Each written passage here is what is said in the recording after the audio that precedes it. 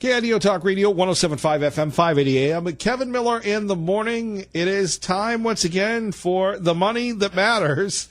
Dave Petzo, host of Money Matters, Saturdays 8 to 10 right here on KIDO Talk Radio. Happy President's Day, Dave. Well, happy President's Day to you, Kevin. Very dead today. A lot of people not working, and it's good to see that we're honoring our presidents. Of course, back in the old days, there was Washington's birthday, Lincoln's birthday, and now we just kind of shove everybody into today. We do, and you're right. And many of the old, if you will, the old patriots are not revered the way they used to be.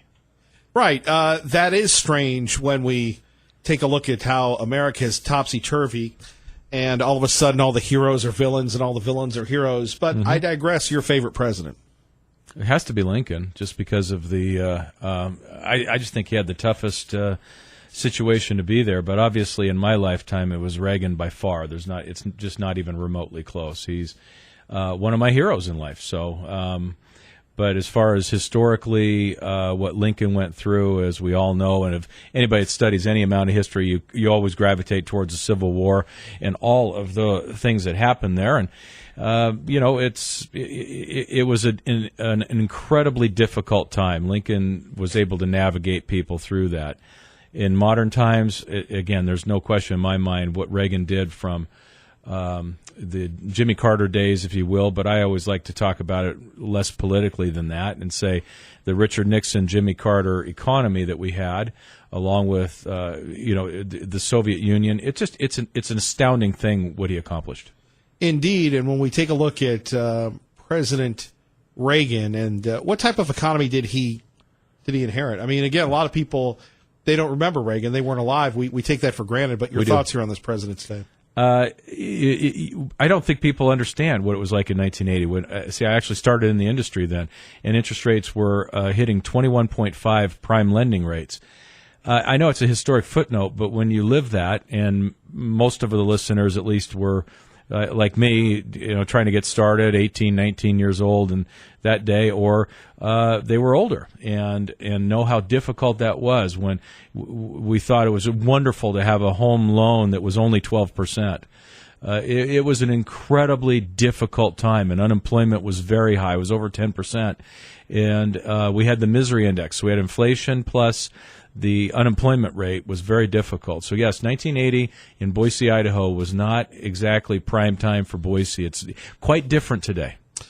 Indeed. But we go back to President Reagan and just the optimism that he shared with the American public, the American Renaissance, the Reagan Revolution. The shining light on a hill, right? Mm-hmm. Yeah, shining city on a hill. He was amazing. He was quite the leader, very optimistic, very positive, very correct, but also very firm.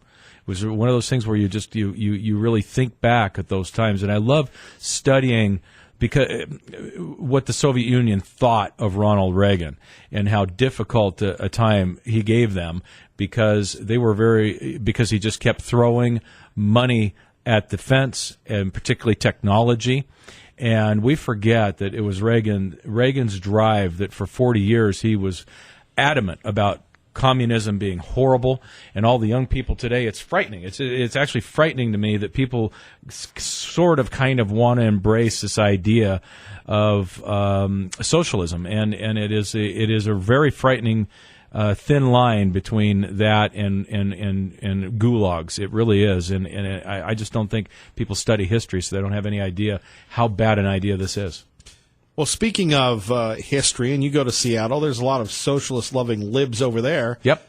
But they're not sort of kinda. They are embracing it. They're down with the socialism. Yep. And before we get to the new Green Deal, Dave Petzo joining us, Petzo Center, Petzo Financial. You can catch him Saturdays. I was going to say weekdays. You never know around here. We Saturdays, 8 to 10 a.m. to talk money, to talk issues, the markets and such. But back to this idea, I mean, we've been talking about this. We talked about this last week, particularly people that have some frame of reference, that have some life experience. Who would have ever thought that in America we'd be embracing socialism? That goes back to the early 1900s as opposed to what we're facing today. It's astounding, really, because we're talking about an era right now where things couldn't possibly be better, really. I mean, the unemployment rate below 4%. I mean, this is we didn't think it could get here. These are good times. These are really good times, and we don't have inflation. We have abundance of jobs, and people are getting raises, especially at the lowest end of the scale. And all of a sudden, we want to make this weird shift because why? It doesn't make any sense. Well, because of income inequality. I think you're right, Kevin. I think that's the big thing. And yet, when you look around the world, you still have enormous income inequality, even in those socialist nations like Venezuela. Did that look like a good idea so that everybody's pretty much equal except for the one percenters at the top that stole everything? Everybody else is equal, so I guess that makes it more equal. Well, you've heard, though, Elizabeth Warren a couple weeks ago saying the rich, and we talked about this last week, the rich are going to pay, and they're going to pay, and we're tired of people not paying their fair share, talking about 70 or 90% tax bracket. Right. And you look at that and you say, okay, so what is the outcome of that? We tried that, and then we saw what happened with Kennedy. He dropped taxes, and we saw a huge boost to the economy in the 1960s. We saw it again with Reagan, coming off of the horrifyingly bad 70s, and that began a 20-year boom, something we've never seen before in history, clear up until the tech bubble burst. It was an amazing run, a very prosperous time. Because tax rates were cut, not raised, it's beyond stupid. And the idea that we need to raise tax rates, I kind of say, why? For equality. How about equality of opportunity? Why do I need to tear down? Does that make me feel better if I tear you down, Kevin, so I live less? If the economy is worse, why would I be better off? Just because I tore you down. The economy will be worse off, therefore I will be worse off, but we will be more equal. That's really a weird thought to me. Yeah, but they're vilifying your great captains of industry, saying the greedy, grubby corporations are public enemy number one. They don't pay enough. Now, remember when President Trump got to office, one of the points during the campaign, and we talked about this here on 107.5 FM, 580 AM, KIDO Talk Radio, was the idea that Ireland's tax rate for businesses were so low compared to America. Yeah, exactly. Kevin, when we talk about that, and you ask the average person, say they're so low or they're not paying enough. Kevin, the question I always ask people is that, well, what do you think people should pay? Well, more. Well, what do you mean by more? I mean, what does that mean, Right. more to you? I mean, right now, would you believe, and they don't believe, and they don't want to believe, and they shut down, they don't listen. Gosh, that's a whole other topic, is why people don't think anymore, but they don't. And one of the things that is very frustrating is this simplistic understanding that the top 5% in our country pay 70% of the taxes. It's silly. I'm sorry, 65% of the taxes. 5 pay 65. 46% don't pay anything. What more could they pay? I mean, it doesn't make any sense. 1% pays over a third of all the taxes in our country. 1%. Those awful 1%ers pay the whole way. And this does not include property taxes. It does not include the corporations that pay their corporate taxes on top of that. This is what the income tax bracket is. So when we talk about 46, 48% of the people not paying any income taxes at all, I guess we just throw magic fairy dust all over, and it's okay as long as we kill the rich people that are laying the golden goose to pay all the taxes, and so I'm abundant and feel great. I wish them best success because they're the ones that are paying most all of the bills for everybody. Right, but you're seeing this from Cortez and from Bernie and the usual suspects. Are you concerned it's just not crazy, wacky Bernie, but it's all the major Democrats? And let's face it, right now, they've got a 50-50 chance of, let's say, winning the White House and having the House. How much would our world change if that happened? I'm not sure, to be honest with you, because there could be smart people that are a little more centrist left in the Democratic Party that might be in the House. I'm not sure. But it could very well be a major shift. It certainly would be for the courts and all those other things that are very important overall. If this is the direction that we really feel as a country, I think we're in trouble, Kevin. I really do. I know we're in trouble. I already know that. we're already seeing all the values and that are made fun of in our country that made us great. We're seeing, God taken out of everything, and I believe firmly in separation of church and state. But the idea that you can't even worship anymore, or you're some kind of a right-wing nut job, is pretty crazy when you think about how this country was founded. It wasn't long ago that people, lied about how often they went to church, meaning maybe they didn't go that much, but they lied about it because that was the right thing to do. Yeah, we're talking about a generation back. So it's really shifted out there to be a bit frightening, and it is worked for the libs to take over college campuses and not teach anymore. We don't teach history, we don't teach economics, and that's worked very well. So we can make grand statements like, everybody just needs to have an income, everybody needs this and that, and it'll all be good because the rich need to pay more, and we don't even have to define what that looks like.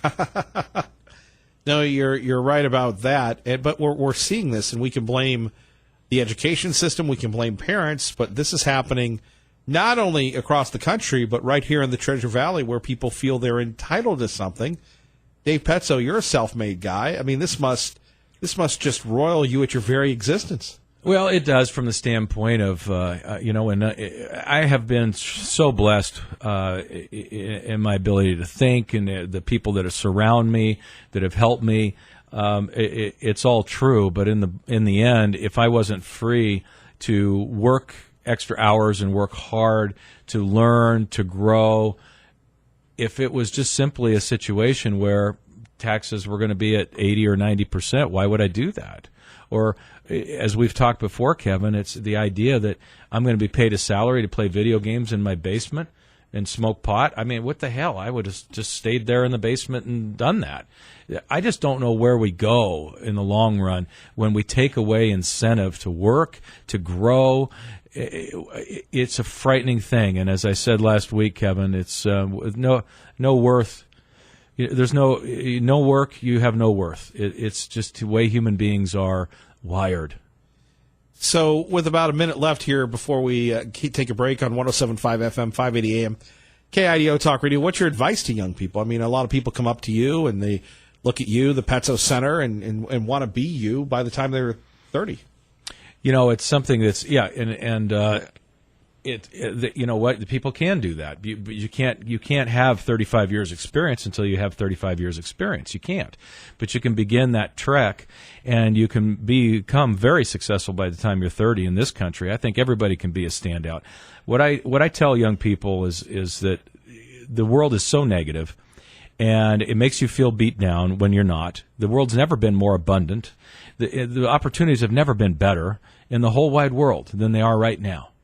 So don't listen to the naysayers. Go forward. You will stand out. And if you do work hard, you do stand out. People are different. They are. We have millennials working for us, and they stand out. More coming up with our great friend Dave Pezzo, the Pezzo Center, Pezzo Financial. You're listening to 107.5 FM, 580 AM. Kevin Miller, KIDO Talk Radio. Rolling right along on this beautiful President's Day. Kevin Miller with Dave Pezzo, 107.5 FM, 580 AM, KIDO Talk Radio. You go back to presidents. Earlier we were talking about initiative incentives, but Roosevelt, was he a crook? Not the good one, but the other one, Franklin. No, but he saw the world differently, and he hit us at the right time where we needed a New Deal, right? We did, because we had 30% unemployment, things like that. But he caused the Depression to continue to stay for year after year, because if you're only digging holes and then filling them. Now, or let me state it better, because the Hoover Dam was one of the projects, right? So you got the WPA, Yeah. I mean, come on, there were some good things, right? No, there were great things. Of course, people would say that's socialism. To a degree, it was, and that was the problem, because Right. it also causes unintended consequences, which displaced small business, right? Because the government came in with unreal amounts of money and heavy-handed jobs. Sure. But when they were done with those jobs, Kevin, how was the economy doing? And the answer was it wasn't going, because business hadn't started up again. And so we kept going into these things were okay. project is done, all these people are unemployed. So we kept having this swing up and down in the economy that was terrible through the 1930s. It was really terrible. There was no traction for it. We just couldn't get going. And so that to me it should be something that we look at very hard when we start thinking about a government project that would employ X amount of people and do things. It needs to be public-private. You can't be displacing business. You have to encourage growth of the economy and encourage business, because otherwise you basically build the Hoover Dam, and then when you're done, you better find another project, government-funded, because the economy still stinks. Right, but again, it comes down to getting that funding and keeping it rolling. See, for me, Roosevelt, 4 terms. You go to Washington and you see the Franklin. He was almost like the elected king so many times. Yeah, he was. Yeah. And I get it, the idea of getting us through the Depression and World War II and all those sorts of things. But I think that's the scariest part that we've ever been a part of, where we actually had a guy that was almost like an elected king. Yeah. Imagine, for example, what would happen if we kept having somebody like Obama or Jimmy Carter. Obama wouldn't have a problem or with that. Elizabeth Warren going on, right? No, I've got this. I know what's going on. I know what's right for people. And they become what? They become dictators is what they do. Sure. There's no question about it. None. President's the most powerful person in the world, and that I think you bring up a really good point. That was a frighteningly close period to a dictatorship for us. All right, we continue on. How bad was Obama? Do you love the leading questions today? Yeah, I just, it's really interesting, Kevin, because this is my favorite thing, right? Okay, because I do TV, I do my own radio show, and all those things. Right? I got to tell you something, okay? Multi-platform, Dave Petzo. I know. I'm working on Twitter and all those things. But the point is I never ever know what you're going to ask. I'm no You Maggie. never tell me that. I'm no Maggie or Doug. No, it's just you could be off. The great ones, you don't need any prep. You just go. That's You the just deal. run right. with it. That's Right. what you're doing. Well, that's what you're doing. Great one. I just asked the question. Okay, so what did you ask me? How bad was Obama? Oh, horrifying. Okay, now people will be like, "Oh, he wasn't that bad." What you don't understand, what I'm trying to say here is I'm talking about substance. Okay, what did Obama do? So, if we think about it from foreign policy, he blew up the world. The Middle East was on fire when he left. Our relations with Russia, are you kidding me? We talk about Russian collusion. I think that he was the boy toy for Putin during that period of time. I mean, to tell you, he never did anything, right? I mean, he goes into the Crimea. He says, don't do this. He goes in the Middle East with the Syrian guy, Assad, and he says, don't go over the red line, and he does. He doesn't do anything. Okay, except allow our guys to die in Libya. Now that is kind of his. That's what he did internationally. Right. But that's okay. The people in Europe thought he was cool, so that's what's important. He's cool. Now, so I'm talking about, is he cool? Is he cooler than Trump? Yeah, he probably is. But the reality is what's happening and what's getting done. And then you go on to the economy. This guy is so anti-business, raising taxes, raising regulations, constantly stopping the pipelines from being built. He was doing his best to destroy the economy. Instead, capitalism and the businesses got around him. He even had this wonderful thing called Obamacare. Keep your doctors, do all this. No, you don't get to keep any of them. How are the costs going on Obamacare? How's your care field? Is health care gotten better under that system? Horrible. We all know how bad it is. And even Democrats admit that the health care system is a disaster. So the next step is to have government take over the entire thing, which is always, I believe, the objective. I don't know what Obama did that was good. I can't come up with one single thing. So how bad was he? I mean, really, by far, I think he was way worse than Carter. Way worse. Well, and for people that don't understand the magic that was Jimmy Carter, you had the misery index, which actually I share with people around the building. The misery index and just how bad was it? You had the OPEC embargo, interest rates running wild. People couldn't afford anything. A crazy time, and I don't know if many Americans really understand how bad it was. Yeah, I don't think they do, because the thing is, historically, we are wired. God's wired us to forget how bad the pain was in childbirth, how bad the pain is of the divorce, of the death, of the grief that you have. all of those things, and we just kind of, it fades away, and how hard it was, which is oftentimes why people go back to the good old days, what they think is the good old days. I'll tell you what, 1980s was not the good old days in my mind. But I look back and I'm this high energy early 20s kid out there working 10, 12 hours a day. Longer. Yeah, my man. Yeah, when I was, it wasn't as long as when I was 15, 16. Sure. I was middle of the back. But that was the 70s, man. That was, you know how that was. You notice with Dave Petzo, man, when you start going, that's the 70s, man. He's like going back there right now, even as he's here right in the year 2019.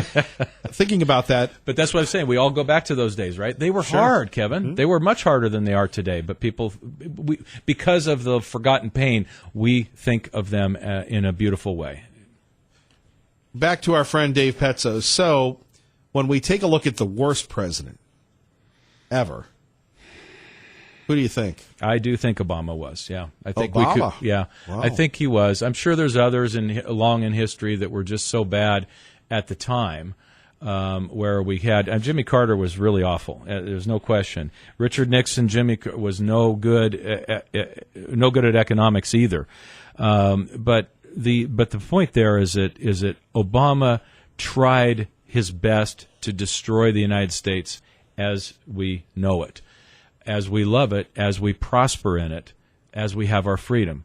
When you take all those away and destroy business the way he did, it's amazing and shows you how great companies are to work around all the restrictions, red tape, and all the foibles of Obama internationally. It's amazing we survived, but we did. We did survive, and coming up next with Dave Petzo, we're going to take a look at a few current things going on in our economy. We'll talk a little bit about the debt at an all-time high, the deficit running wild. Also, apparently, we have surpassed our previous standard of the 1970s when it comes to oil and energy producing. America is once again at an all-time high, the world leader. We'll talk a little bit about that. Hey, Kevin Miller here. I do want to remind you, you're listening to 107.5 FM, 580 AM, KIDO Talk Radio, and we have a newsletter. And you have a newsletter at the Petzo Center, by the way? No, it's called Money Matters on Saturdays. Fair enough, man after my own heart. But we have a newsletter. You go to our website, KIDOTalkRadio.com, and you can sign up and check this out. And you can get updated twice a week from all your favorite friends right here. You're listening to Kevin Miller on KIDO Talk Radio. Hope you're having a great day. Thank you for waking up on the right side. Don't forget Glenn Beck coming up next in a couple hours on KIDO Talk Radio.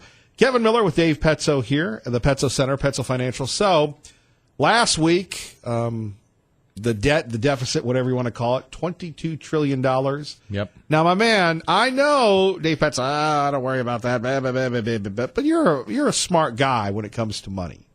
So, please tell me why myself and a good friend of the program, Senator Crapo, should not be going, Yep. I do, but here's my main concern about government. It's the size of government that matters, not the deficit. And what I mean by that is that the more government does, then it takes freedom with every motion, okay? It's not just one of those things where you sit around and go, why does it take 2 hours to get your driver's license? Well, that's the DMV. And my question would be, why is that the DMV? Why doesn't anybody fix it, right? Isn't that their job, for crying out loud? It is.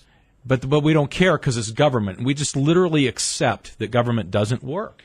And it doesn't. So the more government does, the more it impacts us, and the more it slows down the economy, and the more freedoms I lose. So let me just kind of reverse the thought. So if we have $22 billion in deficits, that impedes government from growing.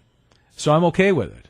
I don't want it to grow. I wish it was zero, but I don't know how to control the government pig from just getting bigger. Because it won't. It does on its own. It won't shrink. It won't stay the same. Pigs eat, and they just grow and grow and grow and grow. And that's what government does. And every bit of government growth impedes my freedom. Indeed. However, sooner or later, the rubber hits the road, right? You got to pay. Yes. Tell that to the Greeks. I agree. if people thought that government did things well, right? Well, now I disagree with you on that. I think big government's the best ever, and But if it did, right? If we thought redistribution, socialism, and the idea you just print money and all those things, and we grow and grow, and everything's okay, and it's all free, and it's all easy to going, then the great economic powers of the world would be Venezuela, right, Cuba. You get and Greece. To your point, it doesn't work. Printing money and then throwing it at things absolutely doesn't work. So I don't know why we keep coming back to that and trying that or thinking that or what are these socialists talking about? It doesn't work.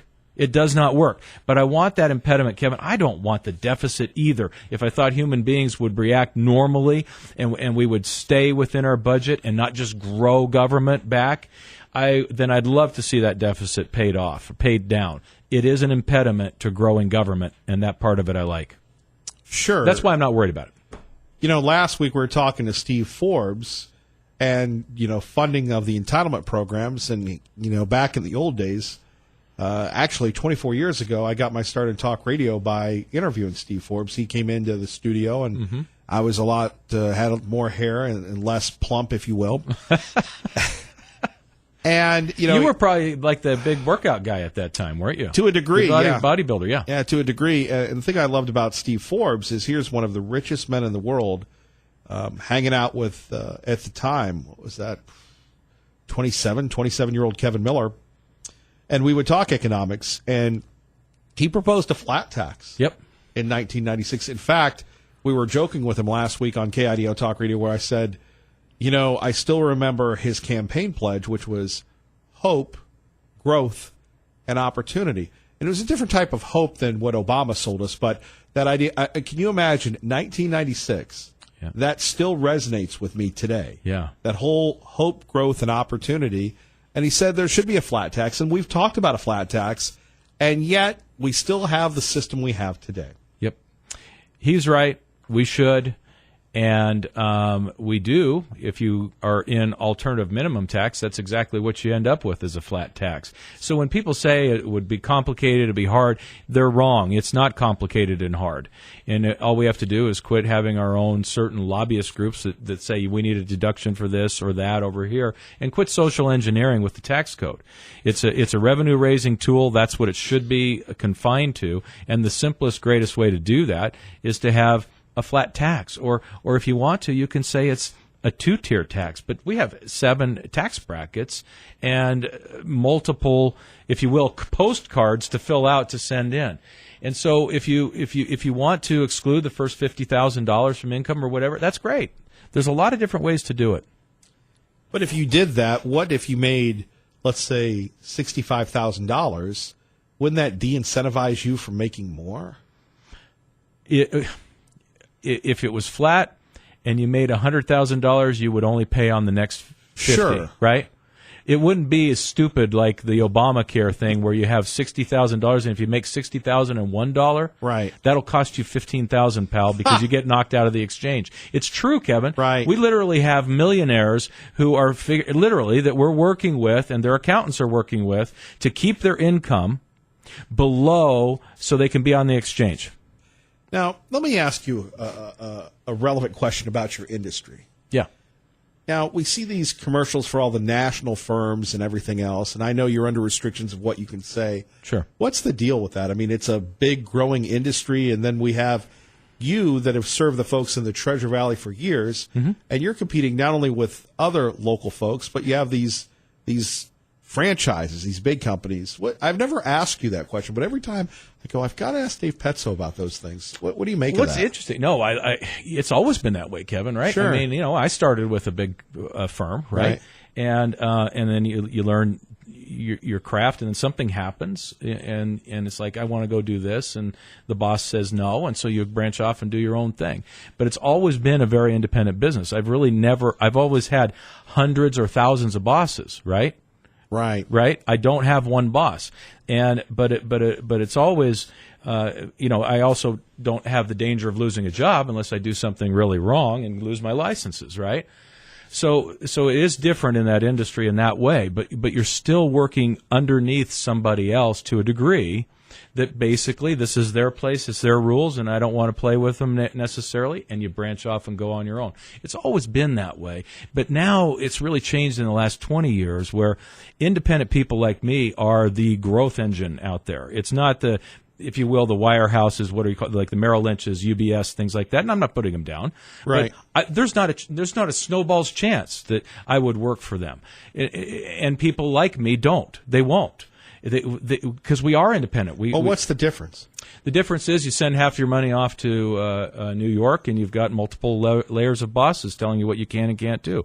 If I worked for them, Kevin, I couldn't be here talking to you. They would tell me you can't do a radio show.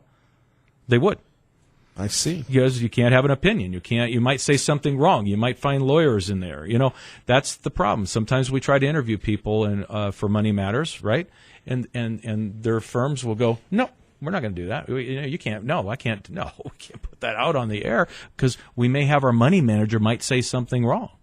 Right. So they're always running from lawyers and not having real opinions. In some cases, they can't have their own opinions. Sure. So you want your own independence, and that means also I do pay all the bills.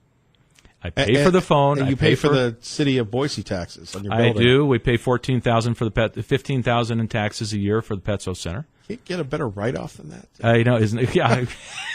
I cannot believe how high the rate is in Boise. Well, I've got the mill rates are really out of line. I've got some friends in Meridian, and I've got some friends that some real estate folks that could help you out. I understand. I understand. We could lure you out to the that exact. Whenever I complain, they say, "Hey, you know what? We're doing better over here. Come on, see us." I know. We had Mayor Tammy on 2 weeks ago, and they're built. Just right down the highway on 10 Mile. You'd be good to go, and off big you go. high rise 5-story building, something of that nature. It is, and it's but at any rate, we pay our bills, and if we don't succeed, then that's the way it is, right? And if you do, right, we don't send half the money off to New York and have somebody else pay the bills. We keep it. That means we pay a lot of overhead, and we have to pay for attorneys and all the other things that you do. But as an independent firm, we are so free to do what we want to do, to serve in the way we want to serve, and we can keep our prices much lower because half of it doesn't go to New York. Right. So if we run a lean shop, and we do, then we are very, very, very profitable, charging much less. And that somebody else's model might be different. I'm going to work out of my basement. I like all the models as long as people are following the rules.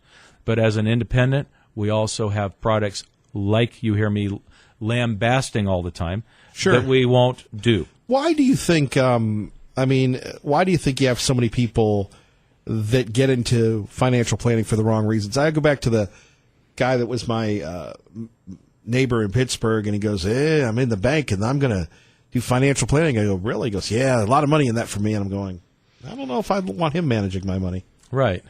It is. It's about money. Yeah. But people miss it. You asked me earlier today, Kevin, about what I tell young people when they're starting off in the industry. Okay, and you can't start the way I did. You can't. This just doesn't. You can't go out and get bit by dogs. You can't go running out to chasing a $25 a month person. You can't make endless phone calls.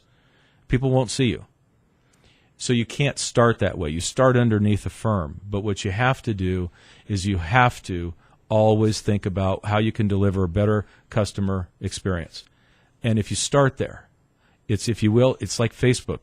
A month or so ago, you and I were talking about Facebook. They built Facebook for you to have a great experience. And then later, we'll figure out how to monetize it. Right? Right. So they just figured out how to get 1 billion people looking at it. And years ago, you and I were talking about Facebook, and it's like, Kevin, if you have 1 billion people visiting your webpage throughout the week, and they spend a lot of time there, they're going to make a killing. They'll figure it out. And that's what you have to do over time, is you just have to worry about not the money. You worry about the experience, and the money chases you. More with Dave Petso next. Kevin Miller, KIDO Talk Radio. 107.5 FM, 580 AM. Kevin Miller in the morning. Dave Petso with us, talking about Money Matters. I've had a chance to meet a lot of people that work with you. And what's the Petso retirement plan like? Whether it's our friend Dan Long, whether it's Mike Miniger, you are like the taskmaster, and not only for people that are associated with Petzo Financial, but for other good things. You tell people not to retire, or how does that work? I do. Hey, if you find your passion, you find your meaning in life. And Sure. For me, in the second half of life, Kevin, there's Dan Long is a very good friend of mine, as you just mentioned him, and he and I have talked about this many, many times, about in the first part of your life, you're out, making a name for yourself. As they say, you're building a tower. In the second half, you jump off that tower, if you can. And I don't think most people can without tragedy. And I think that's a true statement also in my life. But you try to find this meaning of what you're doing. Why do I do what I do? And why do I work as hard as I do? Because I still enjoy it. And so even though I enjoy my downtime. I enjoy playing golf. I enjoy vacations. I enjoy travel. But everybody has the vision of, man, I hate going to work. Even if I do, retirement is this oasis. Yep. I'm going to be on an island. And even if I'm not, I don't have to answer to anybody. Is that a realistic portrayal of life after work, or is it? I don't think so for most. Now, I'm not saying that some people can't enjoy that, but if my pursuit in life is about pleasure, I will find that to be an empty experience, I believe. It certainly is true for me. And I think it's true for most people, because we all are really all human spirit. I think we have to have purpose. And if your purpose is, I see this with great retirements where people walk away from work, jobs they don't like, and they find their purpose with helping out with grandchildren, helping out in the community, and doing other things where they find great purpose. But people who are only pursuing, if you will, pleasure, I don't think meet that same. Maybe not pleasure, but peace. Now, tell me what's wrong with my vision. With retirement, you get up whenever you want. Whenever you want that, yeah. You do whatever you want. You watch Netflix as much as you want. You come home, and you just you're like this hermit. Yeah. But that's not what retirement's about. It can be. I don't think Shows so. Shows you my satisfaction with my current position. But yes. But see, I think that's what you do in your downtime. That's who you are in your downtime. If that's you in your all the time, I don't think you would find that as enjoyable. I think you would find yourself getting internally fussed. And the reason I say that, Kevin, is because I know I'm talking to somebody who is doing and living their passion. You love radio. You love doing this. And it's not just about money. Yes, you get paid. I get paid. But I don't need to be paid to live my life. It's just that you have you love doing this, and so do I. So I love my Sundays when I don't have the alarm set. I love that, right? I sleep till I want to. What would you like to do today? I don't know. How about we just go for a walk? How about we start off that way? And all of a sudden the day is gone. How about we throw in a pizza? Are two different versions, but people have this fear, and you are very I've seen you do this with so many people about the biggest fear people have is of running out of money. Yeah. And that is your gravest concern. So for people listening right now on 107.5 FM, 580 AM, KIDO Talk Radio, what do you tell people that are afraid of running out of money? Well, I think that's a really good question, Kevin, because everybody's different. So if we're talking about I'm really scared of the market volatility, things like that. So there's different levels of education, or I'm really afraid of running out of money. People have a different set of where they can get comfortable. So if we're talking about somebody that just, say, grew up poor and has that's a thing in their mind, okay? Right. I don't want to go there again. I can't, and I'm really scared of that. It's a process. We can't wave a magic wand and suddenly you're comfortable. But the highest level that we ever get to with people is not when they say, oh, I trust Dave. He knows what the market's going to do. I don't know. Okay, but what it is if you'll picture this with me, is that they just are like, they've got this, they're walking around with this burden, and they're just going, and they take it off their back and they hand it to you and say, I can't make these decisions. I go crazy about it. I need to have somebody help me. I have a really, really good friend who is super smart and dials in, has all the spreadsheets, does all that stuff. And we had this hard discussion, right? You're too close to it. He goes, I know. You need to hand that over. He goes, that's why I'm here, because I get that. I have to let go of this. And that's the thing, because he's got this burden that's Right. on his shoulders of, I got to make all the decisions in my family. No, you don't. And when people do that and let go, they can begin to feel like, you know what, maybe I'm not. I don't have to live in fear. Sure, but there's always the idea of trust and going back to what, and not even market volatility. You know, some people, they retire and they have a good amount, but then, as Dave Ramsey says, life happens. So, do you believe that whether it's your passion or not, do you work till you're 65, 70? I mean, Yeah. but you have clients, and again, I'm sure they're the exception, not the rule, that retire earlier than that. Yeah. I'm going to be in a meeting tomorrow for the very purpose to sit down with somebody, because we know they're not ready to retire. Right. And so, even though I don't normally work with them, I have carry a little more gravitas to say, hey, this isn't, you can't. You need to work longer. I don't like having that conversation. Tell somebody, I'm going to crush your dreams, or you're doing a bad thing going into business, all those things. But people come to you for the truth. Right. And if you don't deliver the truth, then why are you in business? I'm not here to take orders from people. If you don't like the truth, then there's other people down the street that'll sell you crap. Right. But that's not what keeps people doing this, right? It's not what my driving passion is. It's to help people, and I know that sounds really commercial, and I don't. It sounded icky to me too. So sorry about that. But it was one of those things where if it's your passion, you're going to speak the truth, and people will hear it. And it's not always fun. I remember a person that came in a year later, and after we had our first meeting, and he sat down. And he said, "You really pissed me off a year ago." I said, "Oh, I'm sorry. What did I say?" He said, "You told me I couldn't retire." I was really angry for a while. Yeah. I am really happy now because I can. I hated my job, and he did. But he wasn't quite there. And now he is, and relaxed. And so it was just one more year. People can, if they start making those plans. Let your Social Security grow to 70. People have 20 and 30-year life expectancies now. Live that way. Don't feel like you got to get there and get that Social Security check and retire at 62 and not have any life. Yeah, that is fascinating when you think about retiring at 62 versus retiring at 70. Yeah, it's not a big deal. Besides, if you got a It is job, if you it's okay. got to show up and hang out with all the slugs. It is. It can be. And even if there's a lot of different ways to do that, too. So if people retire early, how about you retire just a little bit early?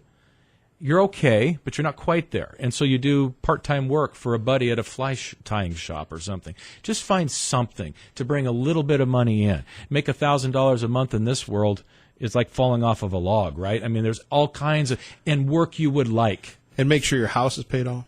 And it depends. That's a very good question. It depends how much other money you have or how much capital you have. Right. It's a great idea that you have your house paid for, but Kevin, if you're taking all of the capital you saved up that you're theoretically going to be living on to plunk it down on a house, that's not going to work. Dave Petzo, we always appreciate it. The Petzo Center, Petzo Financial. We thank you for staying over for our President's Day celebration. Happy President's Day. Thank you for Happy working. President's Day to you, Kevin. Thank you Thank you for working. having me. Thank you, and you're our honorary president. Well, thank you. You're quite welcome. You're listening to Kevin Miller, KIDO Talk Radio on 107.5 FM, 580 AM.